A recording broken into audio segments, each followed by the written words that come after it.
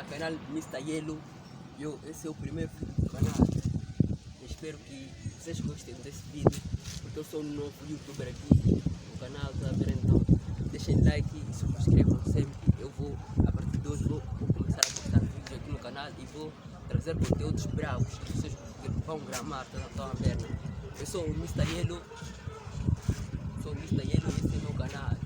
Deixem like e subscrevam, esse é o primeiro vídeo do canal, fiquem bravo, que a cena aqui é foda. Assistam, rapaziada, estamos mesmo na city, estamos na cidade de Nampula. Estamos a bazar aqui em casa. Meu irmão, vamos lá. Não tem como. Estou com o meu irmão, o Chito, quem não conhece o meu irmão. É só visitarem o canal também, o Chito, eu trabalho, lá tem cenas brancas. Aí já estamos de volta com o meu novo canal. Esse é o primeiro vídeo, vocês como estão a ver aí. Eu aqui estou com o meu irmão, como é que é? Altamente. Qual é a ideia?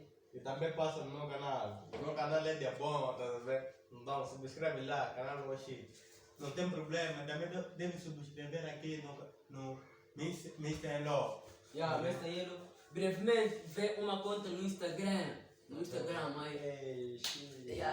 Pena que ainda não criei, mas daqui a pouco vai estar no ar. Vai estar, porque é uma cena muito importante para nós. É isso.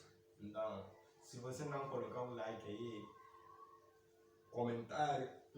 Eu também não gosto tipo vídeos que falamos, porque fica uma cena fica estressada, uma cena bad, vocês ficam aí assim. Então gosto de assim, tipo, tornar vídeos rápidos. Uma cena de mesmo. Vocês começam a assistir, depois ficam. Eu não gravo dessa cena. Eu, Mr. Yellow, estou com o meu irmão aqui, o Chute. Minha conta do Facebook, aí vou deixar na descrição. Eu sou de Carlos, me seguem lá também. No Facebook. Se vocês querem ficar de perto comigo, é só ir na minha conta do Facebook, Edson Carlos. É isso. Põe aquele like, deixa um comentário, o que vocês estão a achar, a qualidade, o som, se está bom.